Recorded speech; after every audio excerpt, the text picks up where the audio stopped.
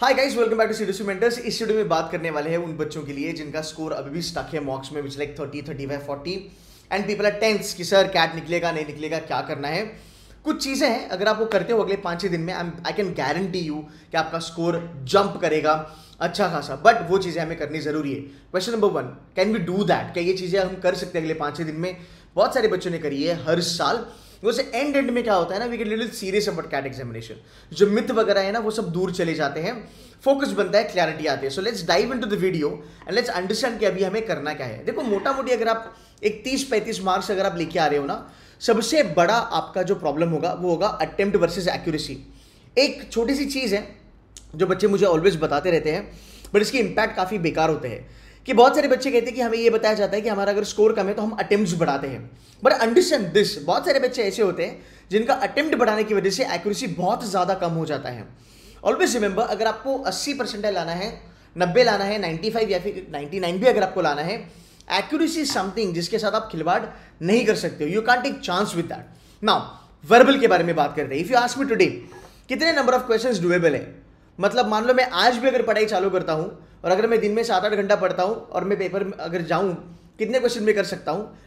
आप इसको cross verify कीजिएगा अगले 5-6 दिन में। पीवाईक्यूज देखिए, पुराने कैट के पेपर देखिए।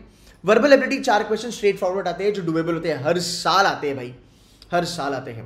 पैरा जंबल 2 में से 1 डुएबल, पैरा समरी 2 में से 1 डुएबल, पैरा कंप्लीशन 2 में से 1 डुएबल, ऑड वन आउट 2 में से 1 doable, hands down.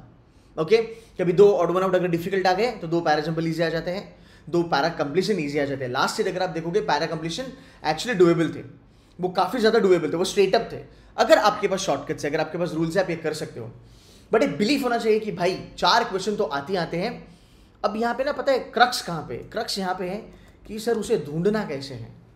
So you now need to go back and do the PYQs, जहाँ पे आप फिगर आउट करोगे केतन सर ने बोला था 8 में से 4 डुएबल आते हैं, आप देखोगे वो आते हैं, बस आपको ढूंढते आना चाहिए। ऑल्सो रीडिंग कॉम्प्रिहेंशन, लोग कुछ भी बोले आरसी के बारे में, 4 आरसी आते हैं। मैं देखता हूँ बहुत सारे बच्चे 2.5 आरसी लगाते हैं, 3 आरसी लगाते हैं, एक्यूरेसी 50%, 40%, सब गड़बड़ हो जाता है। सबसे बड़ी प्रॉब्लम ये है कि वर्बल में आप ना क्रॉस वेरीफाई नहीं कर सकते। क्रॉस वेरीफाई का मतलब ये होता है कि जैसे आपने क्वांट्स किया या डीआरआर किया, आपने देखा कि यार मैंने वर्किंग किया, मेरा आंसर बन गया, लेट्स से 48 का मेरा आंसर आ गया और ऑप्शन में मुझे 48 दिखा, मैंने मार्क किया, आई मूव्ड अहेड। बट अगर 48 ऑप्शन में नहीं था तो आपको पता है कि यार मेरा वर्किंग कहीं ना कहीं गलत है, मैं वापस करूंगा। वर्बल में ऐसा नहीं होता, इसलिए वर्बल में ज़्यादा अटेम्प्ट लगते हैं और एक्यूरेसी बहुत कम आती है। 4 क्वेश्चन आरसी के, 1 आरसी एब्सोल्युटली डुएबल।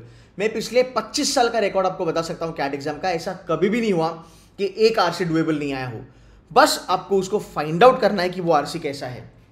अगर आप मेरे स्टूडेंट हो, डैशबोर्ड पे बहुत सारी चीज़ें मैंने कवर करी हैं जहाँ पे मैंने बताया है कि इजी आरसी को कैसे फिगर आउट करते हैं। बट वो आरसी करने के लिए you don't have to be a convent student. आपकी इंग्लिश बहुत फाड़ नहीं होनी चाहिए। You can be a normal average vernacular student, you can still do these 8 questions with 100% accuracy, because on an average आप एक क्वेश्चन पे 5 मिनट लगा रहे हो। तो पहली चीज़ है वर्बल 8 से लेकर 10 क्वेश्चन ऑलवेज डुएबल। 8 क्वेश्चन आप आराम से कर सकते हो। You have to go back to PYQs and start solving those PYQs from today onwards, और वो करना ही करना है। आगे चलते हैं। डीएलआर में 1 सेट ऑलवेज डुएबल, जैसे 1 RC doable, 1 set always doable. फिर वो आपको 4 क्वेश्चन देगा या फिर आपको वो 5 क्वेश्चन देगा, पर वो होता है। एक और चीज़ मैं आपको बताता हूँ जो हम सीडीसी में पढ़ाते हैं, that's called as bucketing strategy. अब ये चीज़ मान लेना, ये ज़रूरी है।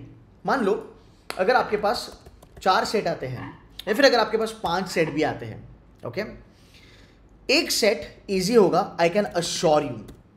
नाउ आपको बस उसके ऊपर काम करना है कि उसको फिगर आउट कैसे करें, फाइंड आउट कैसे करें। 2, 3, 4, 5 जो 4 सेट है ना, आई कैन गारंटी यू इसमें से आपको 2 सेट ऐसे मिलेंगे, 2 सेट आपको ऐसे मिलेंगे जो अगर आप 50% सॉल्व करते हो, आपका 1 या 2 क्वेश्चन उसमें आराम से निकल जाएगा। You don't have to solve the entire set. ये क्या है ना, ये थॉट प्रोसेस है, ये माइंड गेम है। देखो, आप जब भी एक डीएलआर का सेट उठाते हो, आपके दिमाग में क्या आता है, इसको पूरा सॉल्व करूंगा, फिर 4 के 4 क्वेश्चन लगाऊंगा। कभी आपने ये देखा है कि यार पूरा सॉल्व करना ही क्यों है? आधा कर लिया, 1 क्वेश्चन मिल गया, मार्क करो, आगे बढ़ो। आधा कर लिया, 2 क्वेश्चन मिल गया, मार्क करो, आगे बढ़ो।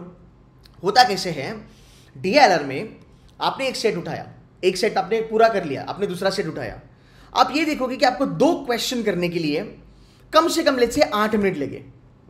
2 क्वेश्चन करने के लिए आपको 8 मिनट लगे, राइट।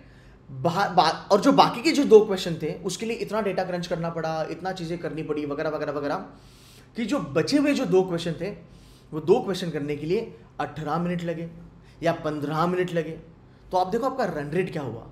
आप एक सेट करने के लिए आपने 25 मिनट लगाया है, 20 मिनट लगाया, वेरस पहले 2 क्वेश्चन 8 मिनट में ही हो गए थे।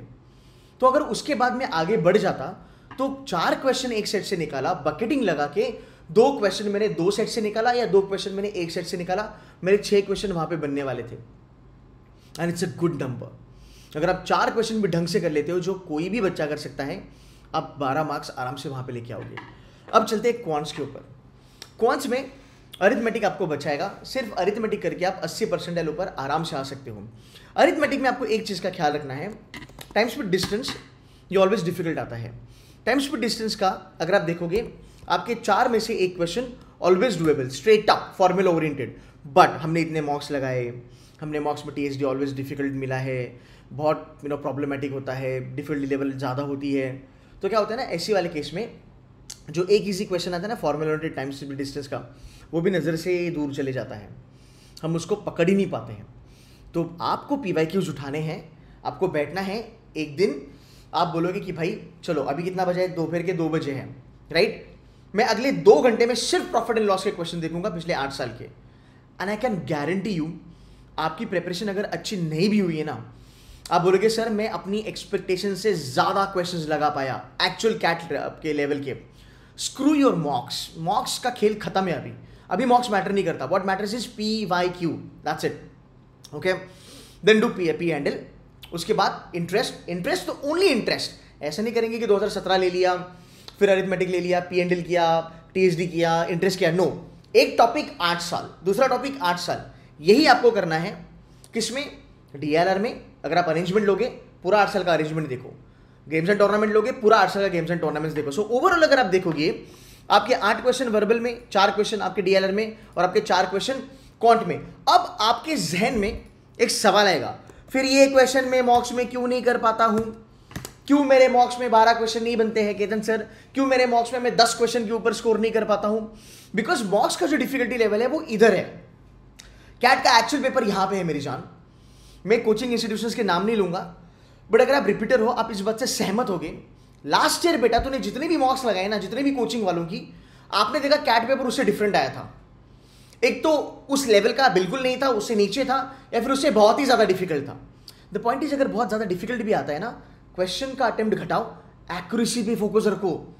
Accuracy is the main thing. Paper अगर इजी आया, तुम्हारे अटेम्प्ट्स तो बढ़ेंगे बाय डिफॉल्ट, बट एक्यूरेसी बढ़ी तो फायदा है। अटेम्प्ट्स बढ़ा के एक्यूरेसी अगर घटी मेरी जान तो नुकसान है।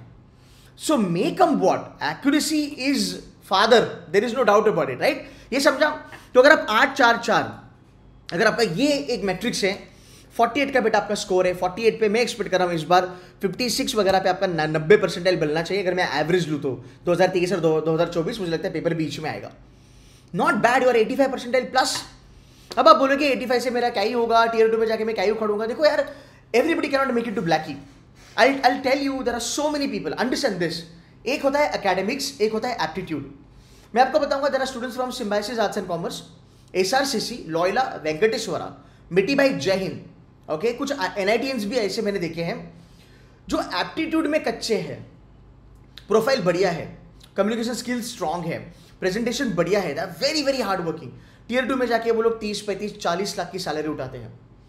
मेरे चैनल पे वीडियो है यार, one of my student from Miti Bhai, okay, she got 40 lakhs from Wellinger in Bloomberg, and she did not even score very well in Cat and Zad. उसका highest था ATMA में 95 percentile, वो तो आराम से कोई भी लेके आ सकता है।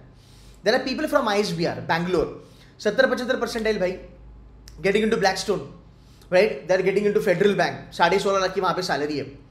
There are people in Altera with 90-95 percentile, getting into 18 lakh, 20 lakh, baby हम छोड़ के आए हैं। You get me point? तो ऐसे आपके पास बहुत ज्यादा अपॉर्चुनिटीज है, इनको अंडर एस्टिमेट बिल्कुल भी मत करना। There are students in IFMR 85 percentile, 80 percentile in CAT, और उन बच्चों को तकरीबन 18-20 लाख की इन्वेस्टमेंट बैंकिंग की सैलरी लगी है। There are folks from BIM Trichy, जिनको अच्छी खासी मार्केटिंग में एफएमसीजी में जॉब लगी है। There are people from iceberg जिनको एफएमसीजी कोलगेट पामोलिव में 9 लाख की जॉब लगी है।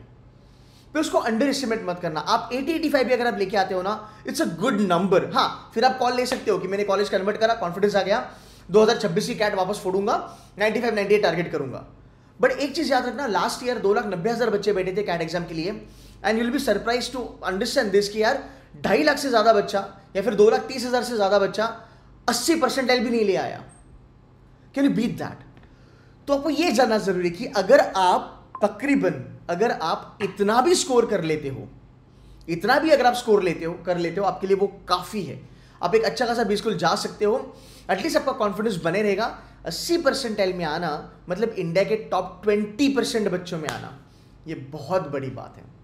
सो मेक श्योर कीजिएगा अगले 6 दिन, 7 दिन, 5 दिन, 4 दिन, जब भी ये वीडियो आपके सामने आएगी, ये चीज खुद को भूलिएगा कि हर साल कैट में 18 से लेके 20 क्वेश्चन एब्सोल्युटली डूबेबल आते हैं। उसके लिए आपको कोई आइंस्टाइन होने की जरूरत नहीं है, कोई कॉन्वेंट या फिर आपकी इंग्लिश बहुत अच्छी होने की जरूरत नहीं है। 18 से 20 क्वेश्चन की मैं बात कर रहा हूँ, यह हर साल होता है।